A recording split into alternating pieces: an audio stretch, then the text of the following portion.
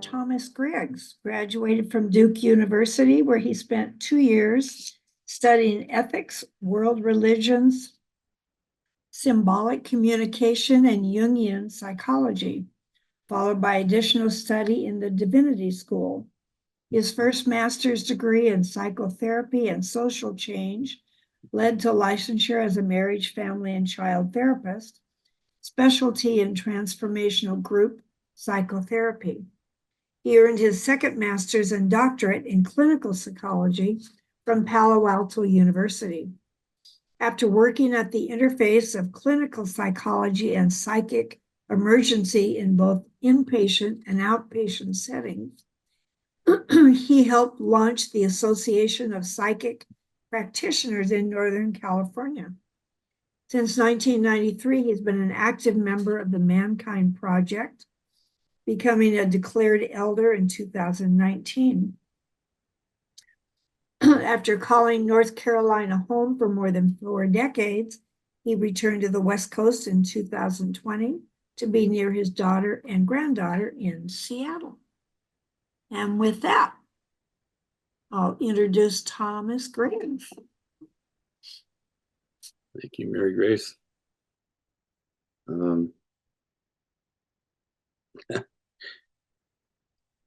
Y'all are putting up little silly things with funny faces and hats. I think, we're going to talk about death and dying, so that's appropriate. All these silly hats and everything. Put on your silly hat for today. It's interesting because I wrote that in that bio a long time ago when I did my first presentation here, but it's relevant to today's presentation because it's not a presentation, really. It's just provoking a conversation. But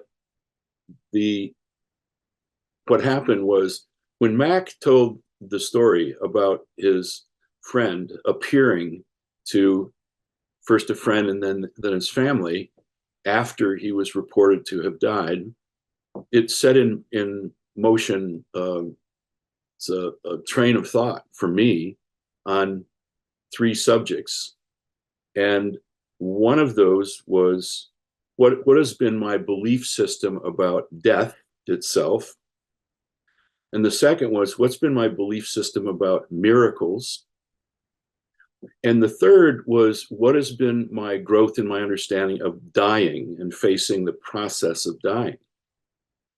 And a lot of what I reflected on and that influenced me was born out of what you just heard in that introduction. A lot of it was born out of my studies in the Department of Religion at Duke and subsequently in Divinity School. And thinking about the medical ethics, one of the hot topics was the right to die at the time. It was a big deal back then in the early 70s. And now it's an old conversation, but then it was kind of fresh and new. And of course, we were all very, very serious about it, but I was working in the locked psychiatric unit at Duke University Medical Center. And one day I saw a flyer that said Elizabeth Kubler-Ross was coming to Duke and she was going to do grand rounds. And that's where they invite a special wizard in to talk on some hot topic. And then everybody stops what they're doing and shows up for the session and the grand rounds. And I stood in the back of the auditorium, standing room only, and heard her talk about the stages of death and dying because she came out with that book in 1969. And this was probably 1973 when I got to hear her speak for the first time. And 73 was also the year that Ernest Becker came out with a book called The Denial of Death. And I remember one of my professors recommended that I read that because it was a kind of a socio-cultural exploration of how we are set up to try to avoid talking about death and avoid addressing it, avoid studying it for that matter. And here was this Swiss psychiatrist who was brilliant and by all accounts a major pain in the butt. She was talking about the stages of death and dying. Well, she's widely known for that work about pre-death, about approaching death. But what some people don't know who stopped following her is that most of her career really was about her inquiry into the subject after death. And as my dear friend, who was a fellow psychotherapist out in Palo Alto in the mid 70s, told me, she's the woman who brought death out of the closet and revealed to some people who hadn't been following Eastern religions and hadn't figured out what reincarnation had to do with our Western view of death. She was one of the first kind of so-called respected authorities in Western medicine who challenged the belief that death even existed, that it was even real. And so a lot of her research was about, or her experience was about communicating with people after they had died, not before. So that little intro that you just heard was kind of the crucible within which a lot of this was born. Another aspect of that time that I spent there in the Department of Religion, we were talking about, learned about Jung. First course I took, the psychology of religion, was about Jung. Was the idea that there's the realm of taboo subjects.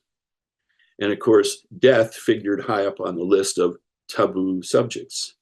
So one of the things I learned there in those days was it's okay to talk about taboo subjects.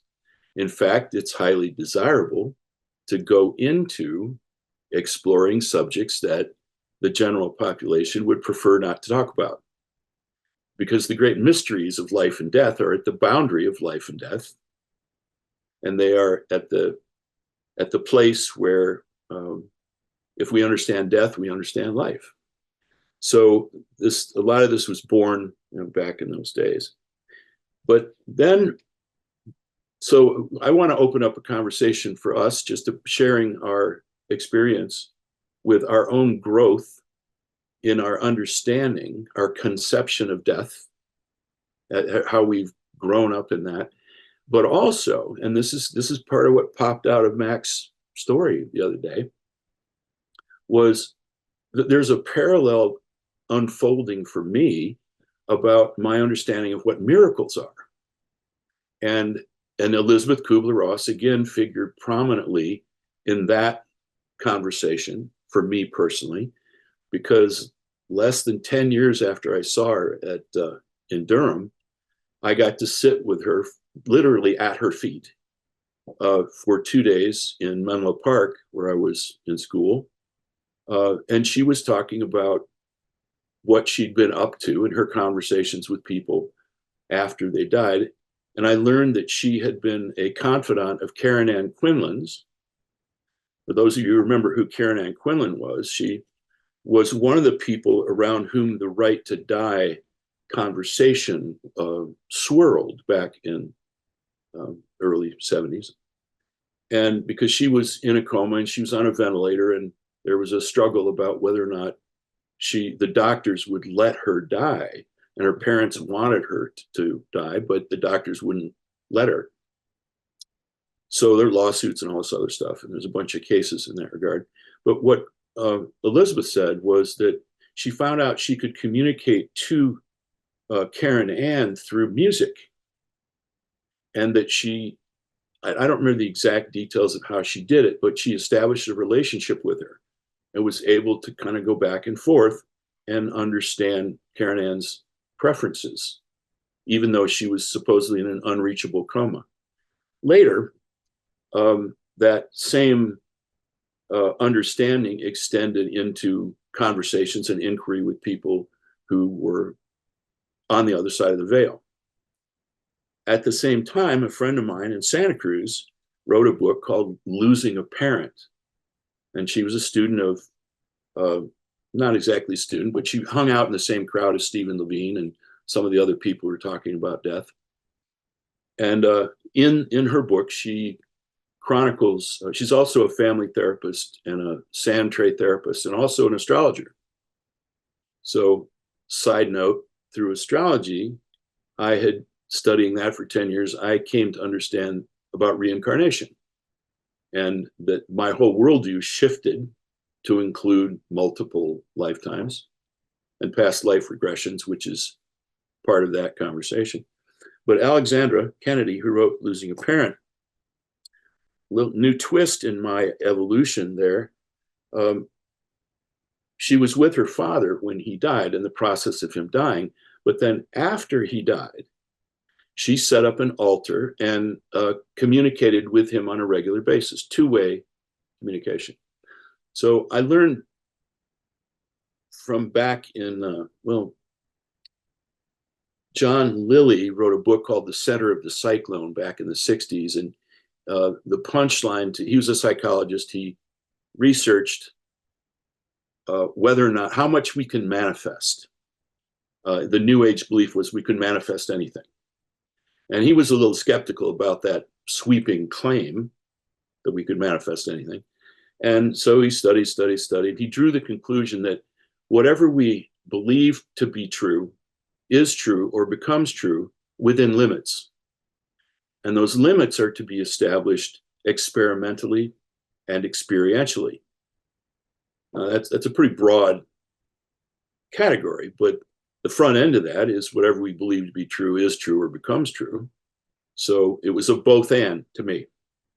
And so here I'm hearing people like Alexandra talk about two-way communication with her father after he's died. I'm hearing Elizabeth Kubler-Ross talk about it. And at the same time, Elizabeth was telling stories. I mean, she liked to tell a lot of stories of her experience. She told the story of being in Cairo, and she was supposed to speak at some major medical conference, and it had been postponed 3 or 4 times. And she'd finally gotten there after canceling on these people 3 or 4 times, long built up expectation. And she was rushing from the airport. She got an overly solicitous taxi cab driver who picked her up at the airport and was taking her straight to the convention hall where she was to speak. And this overly solicitous driver enthusiastically slammed her hand in the car door as she was getting out. And so her hand was badly mangled, and she couldn't go back and cancel yet again when she was on the doorstep of the convention hall and everybody's inside waiting for her. So she went inside, was going up the back stairs, apparently. So she recounted it, and she saw one of her spirit guides in the stairwell there. And I don't know much about spirit guides at this point in history in the early 70s. I didn't know for sure what she was talking about. But she had an encounter with somebody from the other side of the veil, as I refer to it. And she got up on stage, and she thought, she put her hand behind her back because she thought, I can't let the audience see this. You know, they're here to not to talk about that accident. They're here to hear what I have to say about other things. And she got deeply into her talk with one hand behind her back. And halfway through the talk, she saw herself gesturing to the chalkboard with the hand that had been mangled, only the hand was now completely healed. It wasn't wounded at all. So here's this woman talks about death and dying. Then she talks about experience post-death. Then she talks about spirit guides. Then she talks about manifest miracles. And I'm thinking, well, all this stuff is tied together. It's all part of the same ultimate worldview. And then people like Carolyn Mace come along and say, miracle is a word that people use who don't understand how God works. I know a lot of you probably read her stuff. That miracles are the natural order of things. They're not the exception. They are the rule. And we're just a little confused about that. We have it a little bit backwards, that everything is a miracle. So the laws of space and time are, we were taught, I was taught incorrectly that space and time are these limitations that they turn out not to be, and that all kinds of things are possible. So that's just a quick crash course in sort of what I did when I heard the story about Mac's friend who appeared after he died. And so as I thought, well, let's have a conversation. Let's let people reflect on, what did you start out with believing and what did you end up with? Maybe I'll kick some other stuff in later, but for now, I would say I also had the experience of Jesus appearing to me unbidden. I may have talked about that here in another setting, another occasion, but I was meditating on a picnic bench at a rest stop in the middle of the night, somewhere in the middle of Kansas or Nebraska, on a road trip moving to California when I was 25 years old. And I was meditating in the dark, and Jesus appeared. And I didn't ask him to, although I'd said I'd be happy to chat with him if he ever showed up. I was clear about that because I was curious. I had a lot of questions I wanted to ask him. And so he showed up, and so I asked him all these questions I had. You know, why is there evil? Are you really the Son of God? And why do good people have to suffer? And, you know, what's the scoop with the story of Job, and so on and so on, even though that has an answer in the Old Testament. And I got a complete satisfying answer to every question I asked until I ran out of questions. And then I thanked him, and he took off to wherever he was going. And then my brother woke up a few minutes later, and I told him what had happened. And he said, well, what did he say? What did he say? And I said, well, you know, my memory faded very quickly, and I did not remember the content of the answers. And my brother was really pissed off at me. I felt like he'd been ripped off because I didn't know all these answers. And I said, Teddy, it doesn't matter. The point is, he's real. The point is, he's available. He's here. That's the answer to everything. So all these details, they really don't matter. And I don't know, he's probably still mad at me about that. That's his nature. But the appearance of people that are supposedly dead, you know, I also got not just the theoretical, but the personal experience of that being true. So one last thing, and then I'd like you all to start sharing what you have. And that is that everything I just talked about was largely cognitive. It's largely the evolution of my thinking and my belief system. I'm referring to some excitement obliquely, but I'm not talking about my emotional journey about my relationship to death, or my emotional journey in my relationship to dying. And that's a different story. Take care, Rowan. Bye. Come back again. So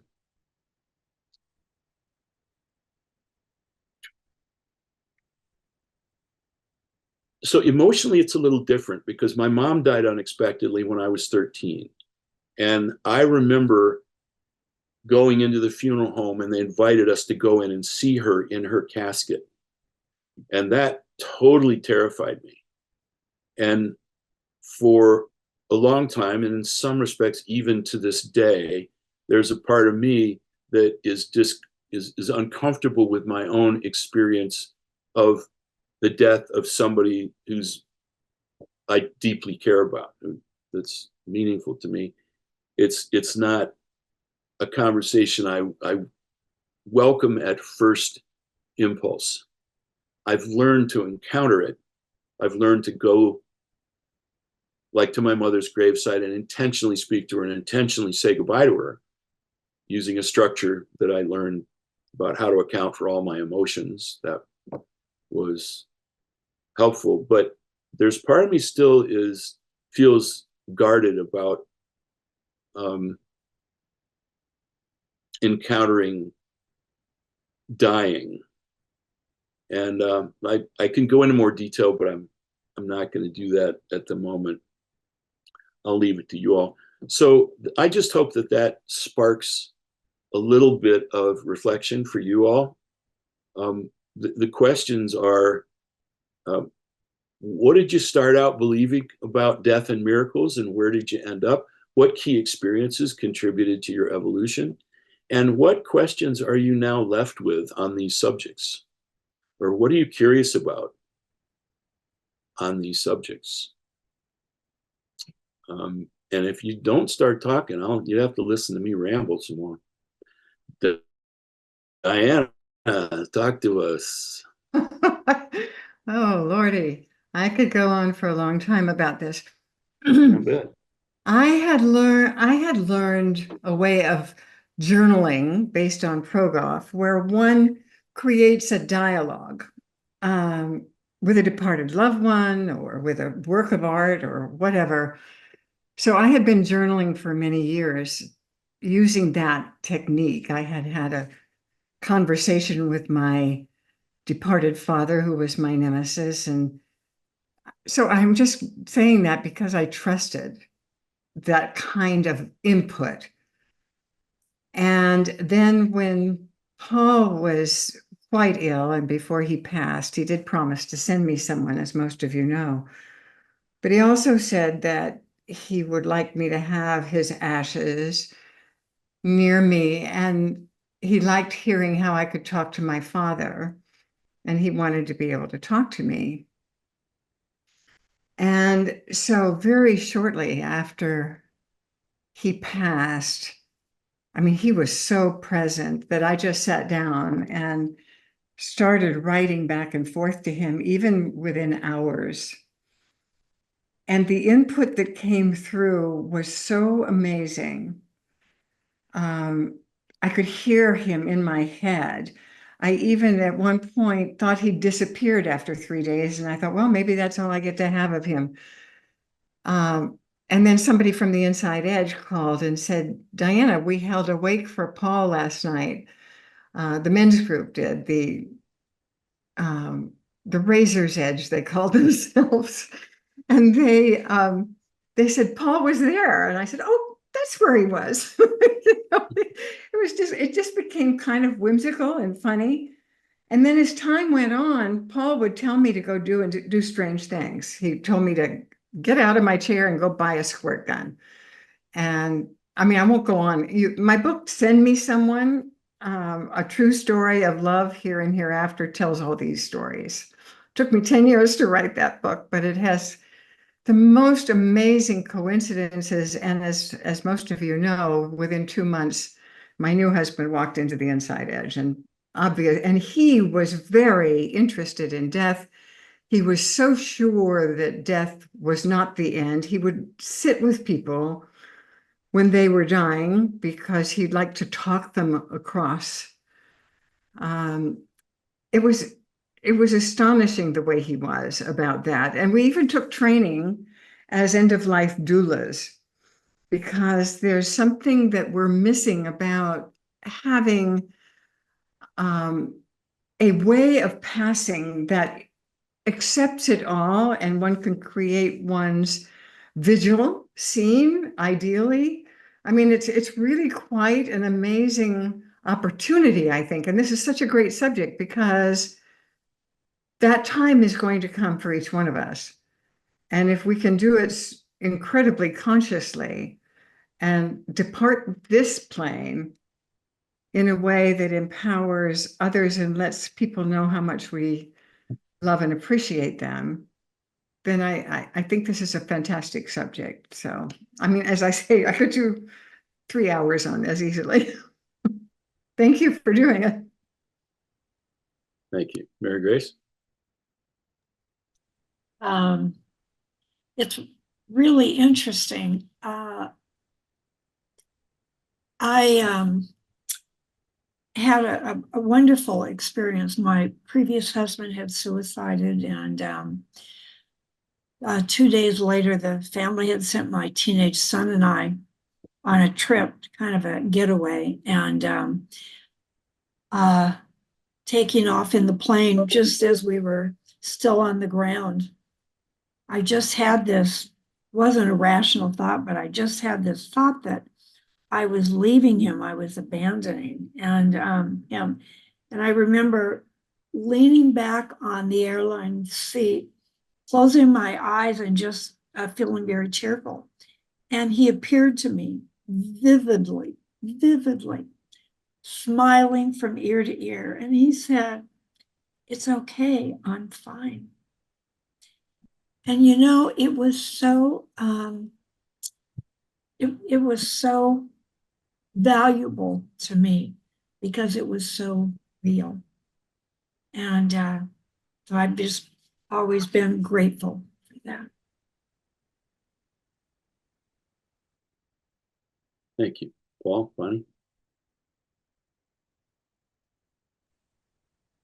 Hi, it's Bonnie. So I'd like to share something, an experience I had that I really believed was something coming from Monica.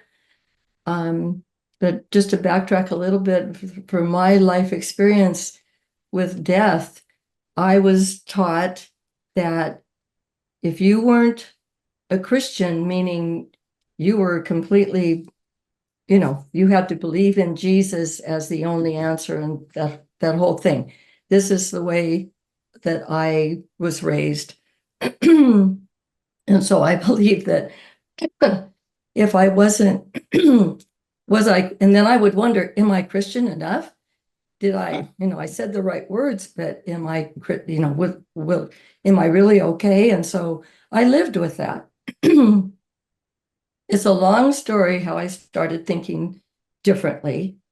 First having an experience out under the stars, realizing the magnificence of the beauty of the world that had to be God, and how could this God be sending people to hell because they didn't believe the right way. And it all started with that, and just many years of then a spiritual journey from that point on. And so one of the things that has happened for me is complete turnaround from seeing Jesus as this person, this being that was going to send us to hell if we didn't believe the right way, to seeing Jesus as my guide. And so I talk to Jesus all the time. And so I loved your story, Thomas, about Jesus, because this is a regular occurrence for me. Excuse me. And so Monica and I would talk a lot about Jesus, because she also saw him as her guide. And so one of the days that, I'm so sorry, can't get this frog out of my throat. One of the days that Paul and I were out walking, I didn't really know that Monica had passed yet. I knew she was in hospice care. I didn't have the information that she had passed. As it turned out, she had 10 days before I did that walk. So I'm walking along, and a feather just came drifting down in front of my face. And it was such a mystical experience. To other people, other than most of you in here, it would be like, what? But it was so real to me. It felt truly like she was coming down, sending this light and love through this feather, letting me know that she was okay. And I'm, at the time I'm watching this, I'm going, she's probably gone, but I don't know officially yet. And it was just so beautiful. And it was just the mystical part of life, which she helped me to really be able to get more into than I ever had in my life. And then here this was. So I'm so grateful for that experience. I've got the feather, I'm holding on to it. I lost it once, and then I found it under the dresser. And so now I'm holding on to that as a symbol of that incredible experience I had with her over the years, and kind of the completion. Thank you. Thank you. I appreciate you holding up the contrast of where you started and where you've come to. I think a lot of us probably started out with a belief that death was an impenetrable wall, and that there was nothing on the other side, or the other thing on the other side was a heaven that somebody was describing for us, where we're going to meet again. How many of you had that as your upbringing? I believe that was the way things were. Yeah. Kind of it's a habit of the Western Judeo-Christian tradition, I think. Anybody else reflect on your journey or on miracles, discovery, and Yeah, evolution? Amy, go ahead, Amy. Okay. Put your hand up. And Carolyn? So my dad called me one time, and he said, "My brother, your uncle's passed." And I said, "Oh, Dad, I'm so sorry. He was a good man. He was a really good man." And I said, "Please send my condolences." And then, I think the next day I'm at the zoo with my daughter, and I get a phone call from my dad. And my dad's like, "What you doing, Amos Moses?" And I'm like, "Well, Dad, I'm at the zoo." And he's like, "Well, I got a story for you." And I go, "Okay." He's like, "I told you Uncle Hindley died." I'm like, "Yeah, I'm so sorry, Dad. Are you doing okay?" He's like, "Well, my dad, long story, so I have to somewhat." He said, "Your mom came out while I was golfing and put a note on the truck. And so it said, 'Get to the hospital right away.' So I went to the hospital, and there's my brother. My brother's sitting upright having breakfast. And I'm like, 'What are you saying, Dad?' He's like, 'Well, he died. He died, and they had him down in the morgue, and then he came to, and he wanted breakfast, and he wanted bacon.' And so he's like, imagine my surprise when I go in, Amy, and there he is. He's having breakfast. And they're calling it a resurrection. They said he had a resurrection. And then fast forward in the story, then he died 7 days later. Oh. So very, just these unknowns that are so fascinating. The transcendent power of the smell of bacon, I think, is part of what that's about. Thank you. Carolyn, I saw you next, then we'll come back to Paul. Okay, my parents raised me to live by the golden rule, and I remember my mother saying, after my question as a kid, "What happens when we die?" She said, "We just go into a lovely sleep." And so that seemed pretty nice. So I was not raised at all with heaven and hell kind of thing. And then I heard other people thinking that, talking about it, and I thought, well, that's how can a loving God do this? Put people in hell. And so I remember as a kid, I imagined my having a clipboard with a whole bunch of questions. I said, when I die, I'm going to go up to God and say, "You answer these things." Anyway, then I became more aware of metaphysics, and that helped me see what I consider the truth. And what was the last thing I wanted to say? Oh, every time I hear a story of someone receiving someone after they have passed, it brings up my longing to have that also. It's funny, I haven't had that, and it would be really nice to be able to. I mean, I can talk to my people who have passed over, but I don't hear anything back really. So, and I haven't seen anybody. So, guess that's how it goes for me, unless it changes. Okay. Oh, Thank you. You might check out the book Losing a Parent, because Alexander gives a ritual to establish that two-way communication in there. a ritual to establish a connection. Two-way connection, two-way communication. Because we have to hear with different ears than we're used to sometimes. But So, what's the title of the book? Losing a Parent. Well, And I'm sure other people in the circle have other recommendations about how to develop that. I mean, it's possible to train psychics and train mediums So it's possible for any of us to also learn those same skills if we just choose to do it and spend some time with it. Okay, thank you so much. Sure. Paul, saw you next, and then Levita.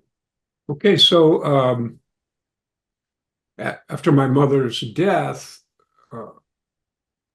one morning I woke up and there she was standing at the foot of my bed. And she said, well, I just want to tell you, Paul, that I'm okay now. Don't worry about me. I'm okay now. And that was pretty amazing. And my father always talked to me about how he chose this life from death, that he chose the life that he's living today.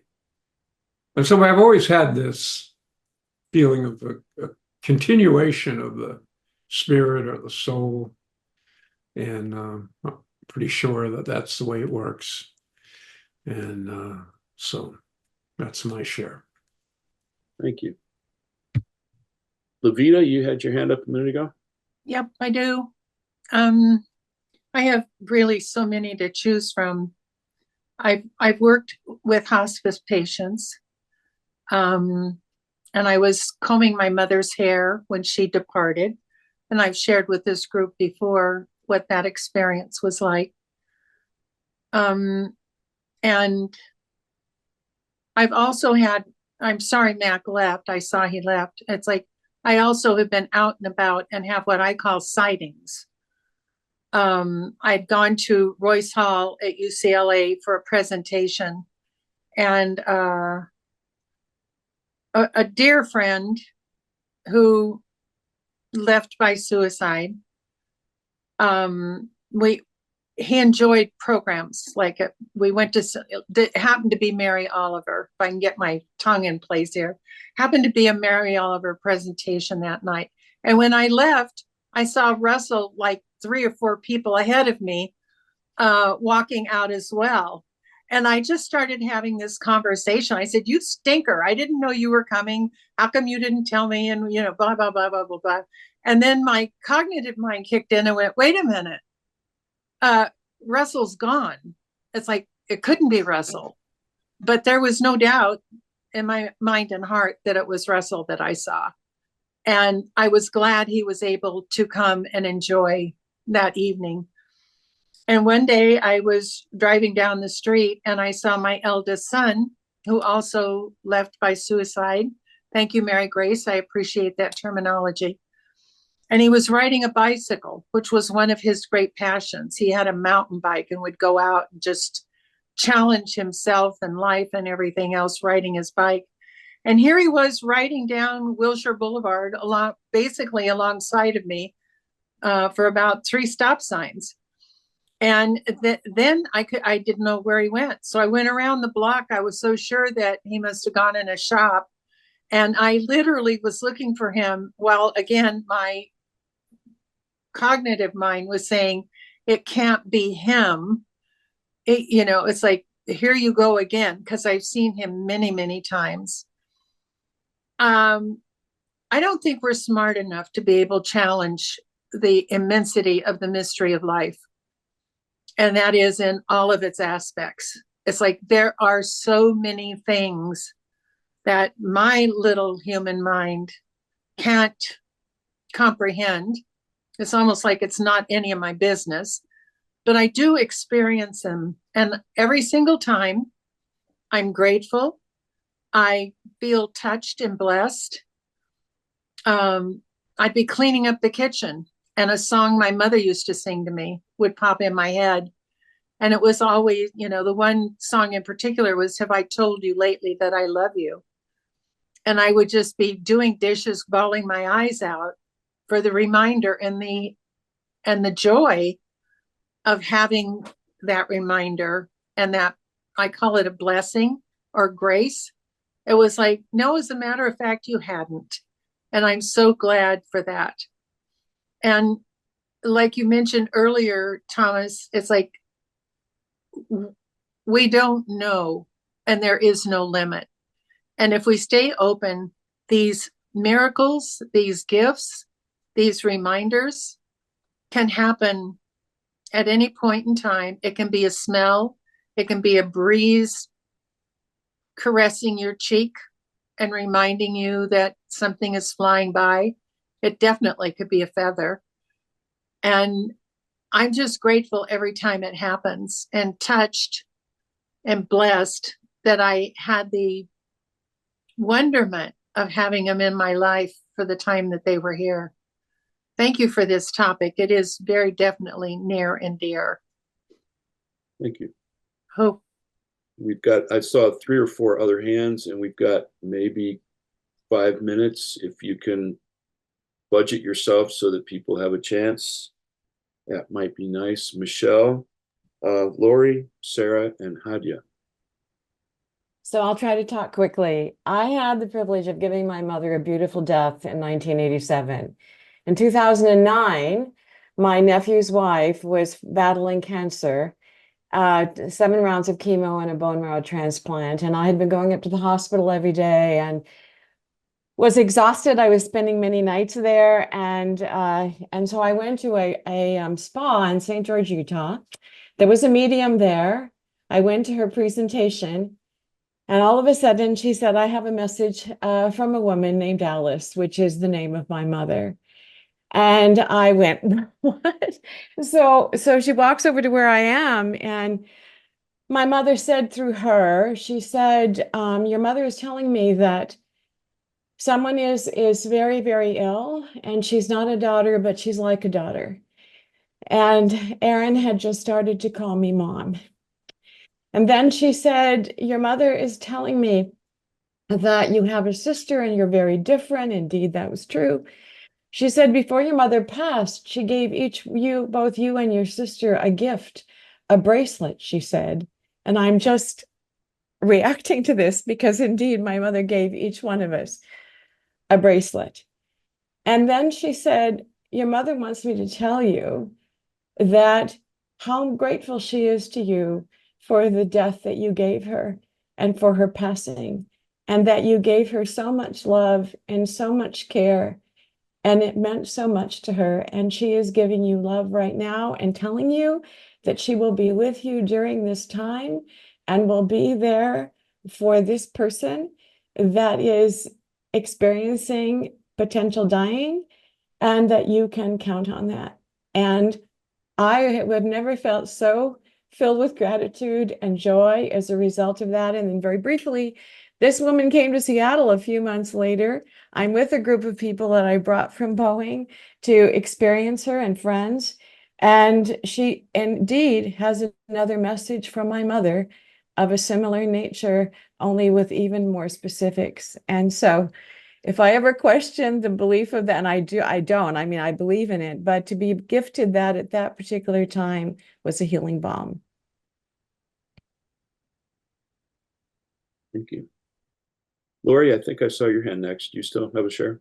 Yes, I'm just gonna be pretty brief. My grandmother passed away when I was 15, and a couple days before that, I was visiting her. In the middle of the night, there was a phone call that rang, and there was nobody on the other end, and there was just this sound. And later on, I heard that was when she passed away. With David Laughing Eagle, my husband, several days after he passed away, he came to me. I saw him healthy, filled with light, and just exuberant light. When I had COVID the first time, he came to me, and he supported me when it was really isolating at that time. And I saw him there in a dream and in a state. And with feathers, I've seen with walking, and doves coming with my early morning walks. With Rose, my cat that I was very connected to, I was giving her electrolytes and such. After her passing, 3 days afterwards, she came to me in a dream, and she was all healthy. And I said, oh my gosh, Rose, you look great. You're so healthy. A few days later, I went to the animal shelter to drop off her medication, and I met Precious, kitty I have that I believe I was able to take her home because I saw that Rose was so healthy, and it was that support. So I just want to share that. Thank you. Thank you. I think we got time for one more. Sarah, you were next in the queue. I will pass because it's kind of a long story. So maybe the next person could go. Okay, that would be Hadia, if you've got something, and then I'll wrap it up. Okay, I'll share real quick. When I was 2, my father passed, and then my grandfather passed when I was 5. And people said that God took them, and that never sat well with me. I grew up Catholic.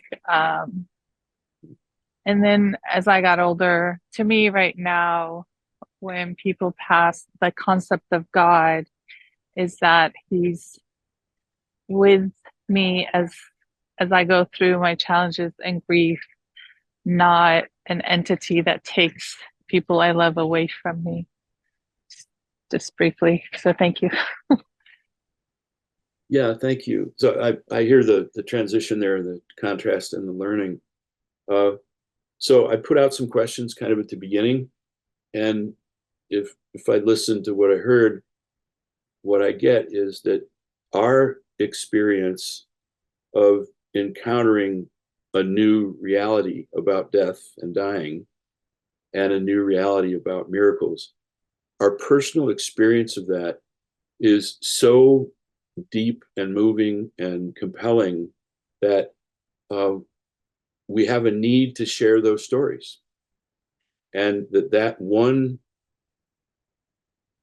question of what's your story of what's your experience been can easily fill up a day, much less an hour. And the other questions of like, where are your curiosities now about what is it you don't yet know or would like to learn more about?